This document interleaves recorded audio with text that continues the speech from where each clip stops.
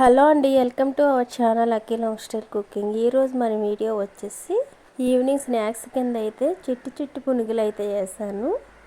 అది బియ్యం పిండి బంగాళదుంపలతో అయితే వేసాను. చాలా టేస్టీగా అయితే ఉంటాయి ఇలా వేసుకున్నట్లయితే. మరి ముందుగా ప్రాసెస్లోకి అయితే వెళ్ళిపోదామా. ఫస్ట్ వచ్చేసి ఒక బౌల్ అయితే తీసుకోవాలి. దానిలోకి 2 కప్పుల వరకు అయితే రైస్ అయితే తీసుకుంటున్నాను. ఏ రైస్ అయినా పర్వాలేదండి. 2 కప్పుల వరకు అయితే నేనైతే తీసుకున్నాను. తీసుకున్న తర్వాత వాటర్ పోసేసి శుభ్రంగా అయితే 2 సార్లు అయితే కడిగేయాలి. శుభ్రంగా ఈ రైస్ని కడిగిన తర్వాత మరలా వాటర్ పోసి కనీసం 2-3 గంటలైనా నానబెట్టుకోవాలి. చూడండి, 2-3 గంటల తర్వాత అయితే చూపిస్తున్నాను. ఇలా అయితే మరలా కడిగేసి గ్రైండ్ చేసేసుకోవడమే.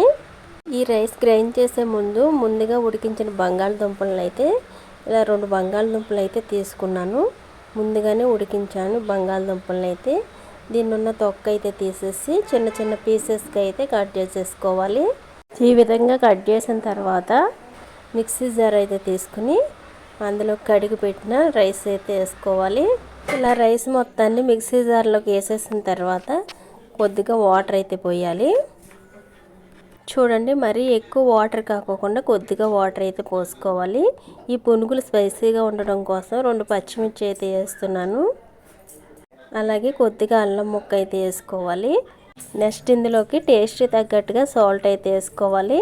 వేసుకున్న తర్వాత అయితే మెత్తగా అయితే గ్రైండ్ చేసుకోవాలి. ఇప్పుడు ఇలా గ్రైండ్ చేసిన తర్వాత కట్ చేసి పెట్టిన బంగాళదుంప ముక్కలను కూడా ఇదే పిండిలోకి అయితే వేసేసుకోవాలి. ఇలా ముక్కలు మొత్తాన్ని వేసేసిన తర్వాత మరొకసారి అయితే గ్రైండ్ చేసుకోవాలి. చూడండి, ఈ విధంగా అయితే మెత్తగా అయితే గ్రైండ్ చేసేసుకోవాలి. పునుగులు వేసుకోవడానికి ఈ విధంగా కన్సిస్టెన్సీ అనేది అయితే ఉండాలి.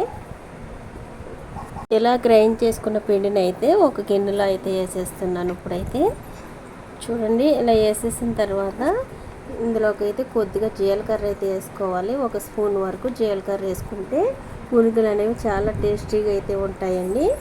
ఇప్పుడైతే జీలకర్ర వేసిన తర్వాత అయితే కలిపేయాలి. మొత్తం కలిసేట్టుగా అయితే కలిపేయాలి. ఇలా మొత్తం కలిపిన తర్వాత మనం వేసే బంగాళదుంపల పునుగులు కాబట్టి పునుగులు వేసుకోవడానికి పిండి అనేది ఈ విధంగా అయితే ఉండాలి. మరీ జారుగాను ఉండకూడదు, అలా అని గట్టిగాను కూడా ఉండవలసిన అవసరం లేదు. ఇప్పుడు స్టవ్ ఆన్ చేసి డీప్ ఫ్రై సరిపడా ఆయిల్ అయితే పెట్టాను.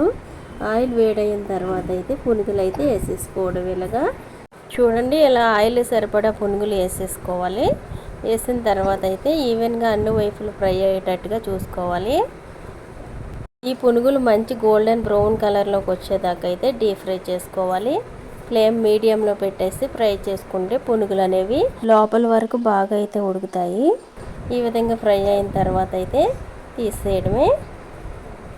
ఇలా తీసేసిన తర్వాత మిగిలిన పిండిని కూడా మరలా అయితే పునుగుల కింద అయితే వేసేసుకోవాలి. సేమ్ ప్రాసెస్లో అయితే చేసేయడమే.